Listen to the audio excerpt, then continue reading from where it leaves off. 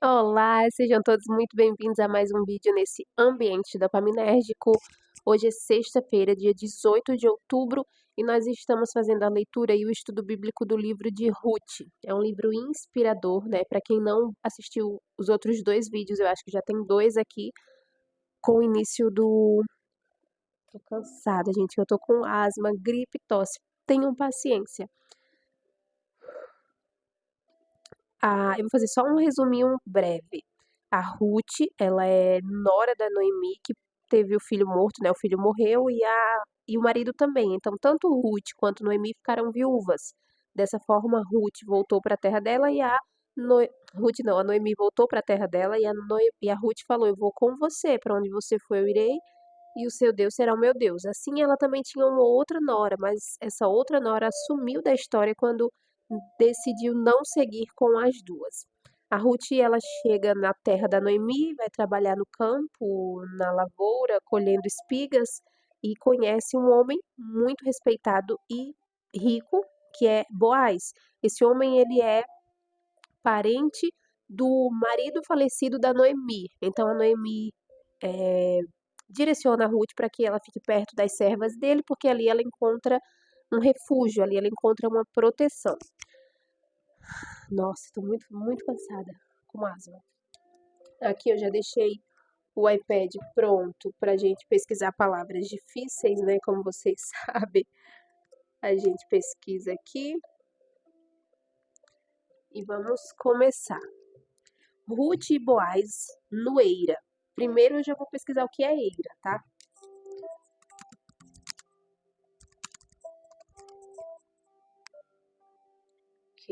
O que é Eira na Bíblia? A palavra eira vem do latim área, significando um espaço de terra batido, lajeado ou cimentado. Então, ele estava ali num espaço de terra junto com a Ruth. Disse-lhe Noemi, sua sogra: minha filha, não hei de eu buscar-te um lar, para que sejas feliz. Ora, pois, não é Boaz, na companhia de cujas servas estivessem um dos nossos parentes? Eis que esta noite a limpará a cevada na eira. Banha-te, unge-te e põe os teus melhores vestidos e desce a eira, porém não te deis a conhecer ao homem até que tenha acabado de comer e beber. O que Noemi pediu para Ruth fazer? Estando elas num estado de viuvez, né? As duas eram viúvas, Ruth não tinha outros filhos.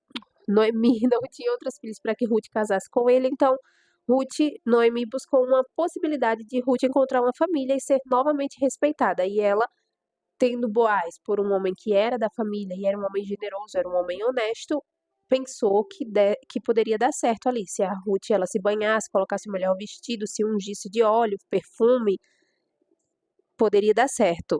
A Noemi, ela tinha uma estratégia, ela era muito sábia também e ela sabia como que funcionavam os costumes ali naquela época. Ela sabia o que uma mulher precisava fazer para que o homem a visse na posição de que precisa de ajuda, precisa de um cuidado, precisa de um homem que vá prover a vida dela.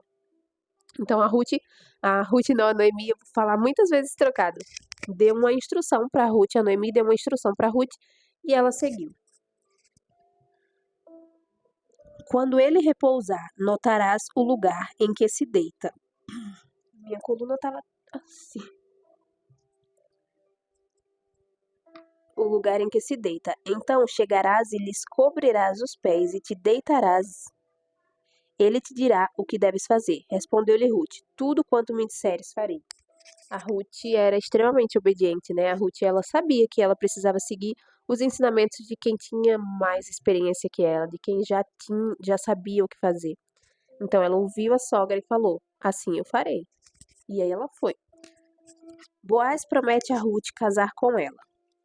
Então foi para a eira e fez conforme tudo quanto a sua sogra lhe havia ordenado. Havendo, pois, Boaz comido e bebido e estando já de coração um tanto alegre, veio deitar-se ao pé de um monte de cereais. Então chegou ela de mansinho e lhe cobriu os pés e se deitou. Esse ato de cobrir os pés era um ato que, sem falar, ele demonstrava que a mulher precisava dessa ajuda. Essa mulher precisava ser resgatada, digamos assim. Era um ato que, tipo, ela fez aquilo e ela não precisava mais dizer nada, ele já tinha entendido tudo, ele já tinha entendido como funcionava. Sucedeu que, pela meia-noite, assustando-se o homem, sentou-se e eis que uma mulher estava deitada a seus pés. Disse ele: Quem és tu? Ela respondeu: Sou Ruth, tua serva. Estende a tua capa sobre a tua serva, porque tu és resgatador. Disse ele: Bendita sejas tu do Senhor, minha filha, melhor fizeste a tua última benevolência que a primeira, pois não fostes após jovens, quer pobres, quer ricos. Agora, pois, minha filha, não tenhas receio. Tudo quanto disseste eu te farei, pois toda a cidade do meu povo sabe que és mulher virtuosa. Ora, é muito verdade que eu sou resgatador, mas ainda outro resgatador há mais chegado do que eu. Fica-te esta noite, e será que pela manhã, se ele te quiser resgatar, bem está, que te resgate. Porém, se não lhe apraz resgatar-te, eu o farei. Tão certo como vive o Senhor, deita-te aqui até amanhã. Ficou-se, pois, deitada a seus pés até pela manhã e levantou-se antes que pudessem conhecer um ao outro, porque ele disse: Não se saiba que veio mulher à eira. Disse mais: Dá-me o manto que tens sobre ti e segura-o. Ela segurou. Ele o encheu com 6 medidas de cevada e lhe o pôs às costas. Então entrou ela na cidade.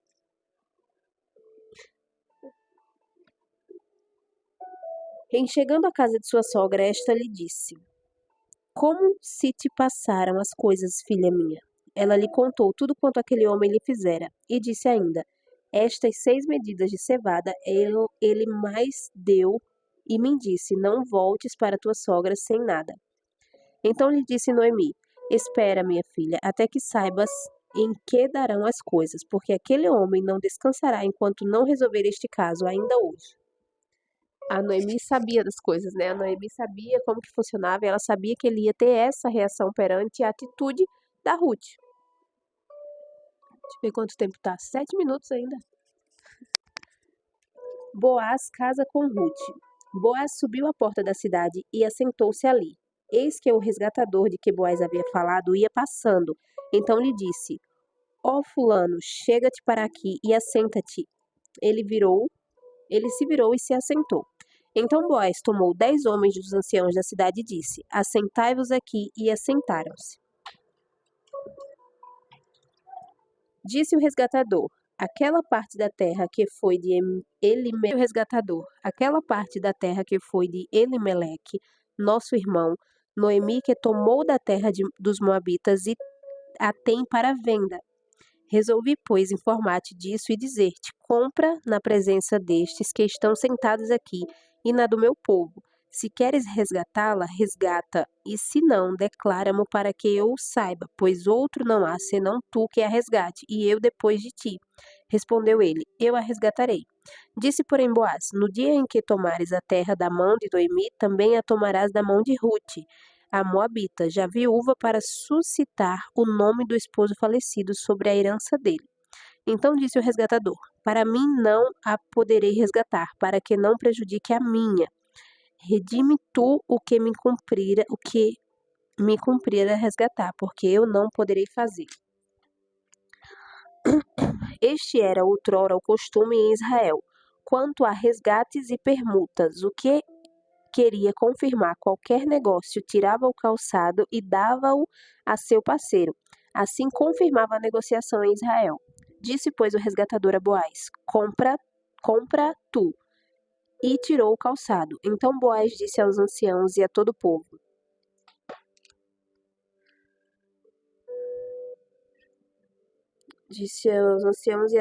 me perdi aqui. Sois, pois, não estou enxergando nada.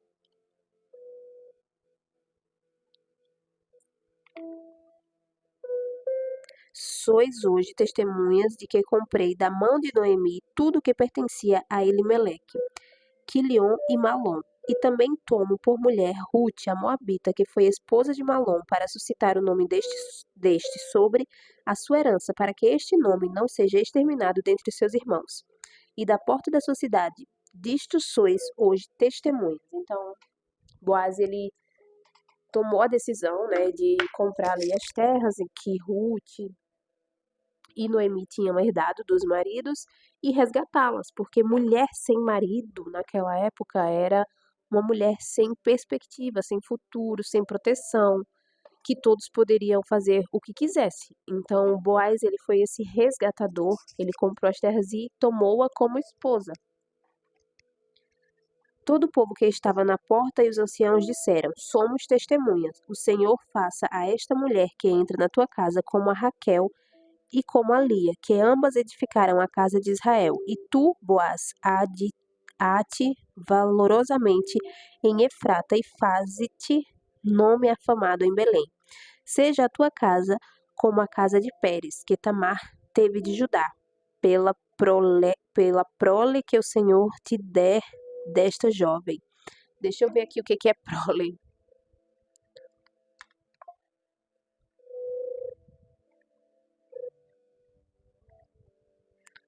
Não quer desbloquear, gente.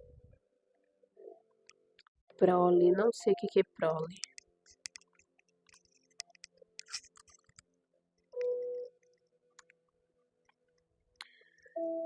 Reunião, acho que é reunião. Reunião, o grupo de pessoas que possuem a mesma antecedência. Pessoas que descendem de um casal ou de um indivíduo.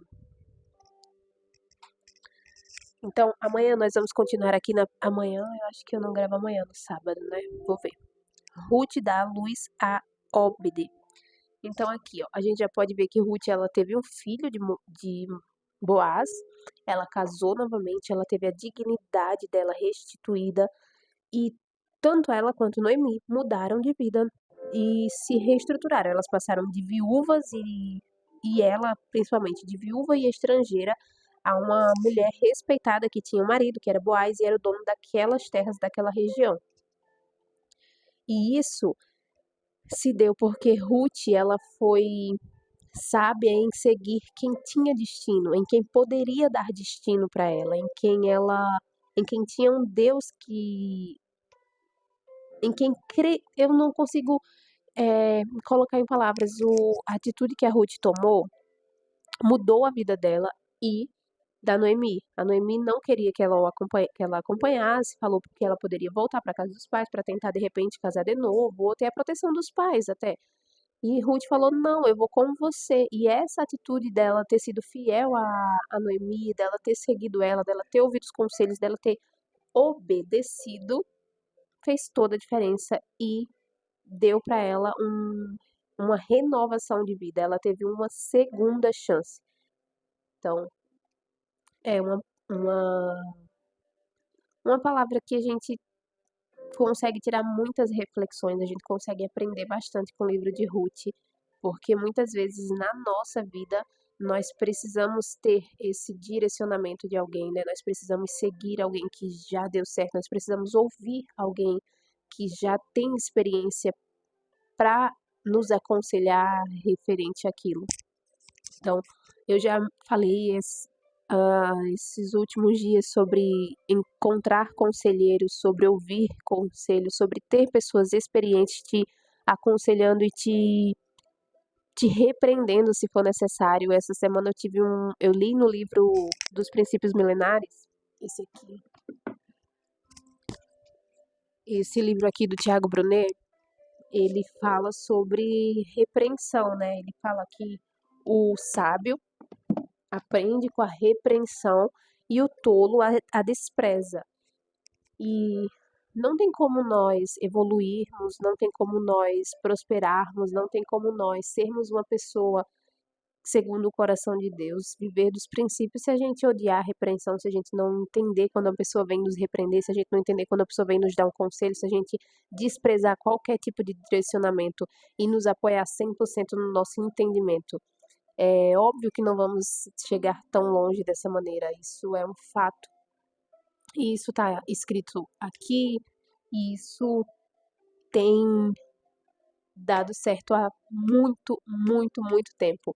O fato de você ouvir seguir conselhos e obedecer. Acho que obedecer é o segredo para que as coisas fluam, para que as coisas deem certo, para que você consiga ir no caminho certo, sem tantos desvios, sem tanto atraso na sua vida, na sua promessa, no seu propósito. Obedecer. Obedecer a Deus, obedecer aos princípios milenares, obedecer aos mandamentos, obedecer ao Espírito Santo, obedecer ao bem, obedecer ao que dá certo, obedecer à palavra de Deus. E eu aconselho, indico que vocês separem alguns nomes, vocês anotem alguns nomes de pessoas que podem te repreender e deixem essas pessoas cientes disso. Vocês podem chegar para essa pessoa e falar: ou a partir de hoje você está livre para me repreender caso você veja que eu fiz alguma coisa errada, caso você veja que eu fiz alguma coisa fora da normalidade, porque muitas vezes quem está de fora tem uma perspectiva mais aguçada, tem um olhar diferenciado. E obviamente, quem são essas pessoas? Seu pai, a sua mãe, né? Eu sei que existe muitos casos de pais abusadores, então não se encaixa nesse sentido. Nesse sentido, você pode encaixar a pessoa que lhe criou, a pessoa que te conhece mais do que você mesmo. Que é esse papel que os pais têm na nossa vida, né? Então, pai e mãe são pessoas que podem te aconselhar e te repreender sempre que necessário, porque eles conseguem ver a situação com uma outra perspectiva. O teu parceiro, a tua parceira é uma pessoa que também te conhece além e é uma pessoa que Deus dá autoridade para que te repreenda. Então você pode chegar para essa pessoa e falar: você está autorizada a me repreender caso eu faça alguma coisa que te desagrade, caso eu esteja saindo do caminho. Porque muitas vezes a gente não vê, muitas vezes a gente, sei lá, tá tomado por ambição, tá tomado por tanta coisa, né? De repente a nossa mente se desequilibra e a gente posta algo para se autopromover, às vezes a gente fala alguma coisa que não deveria ter falado e não percebe, mas quem está no nosso lado, quem está sempre acompanhando o nosso processo de evolução, nosso processo de elevação de consciência, vai conseguir nos repreender e falar: epa, isso aqui eu acho que não tá dentro da normalidade, isso aqui eu acho que dá pra gente rever e melhorar, isso aqui eu acho que não foi legal. Então tenham essas pessoas, porque se a gente não tem quem nos repreenda, se a gente não tem quem nos dê conselho, a gente vai sempre se apoiar no nosso próprio entendimento e a gente vai sempre achar que a gente está certo. Então, quando nós estamos sendo só aplaudidos, alguma coisa está errada, né? Porque ninguém é 100% correto, ninguém faz tudo 100% certo o tempo todo. Existe sempre alguma coisa que nós estamos deixando passar despercebido, que nós não estamos enxergando, que nós estamos fazendo errado. Então, essas pessoas servem para isso, para nos puxar de volta quando a gente está indo sem freio. É basicamente isso. Então, tenham essas pessoas, anotem quem são essas pessoas e deixem elas cientes de que elas podem e devem te repreender sempre, sempre que possível. Professores também, líderes, pastores, sogra, sogro, fique perto dessas pessoas e siga os conselhos e seja obediente. Eu acho que é isso. Graças e bênçãos se renovam a cada manhã e sou muito feliz fazendo isso. Até amanhã.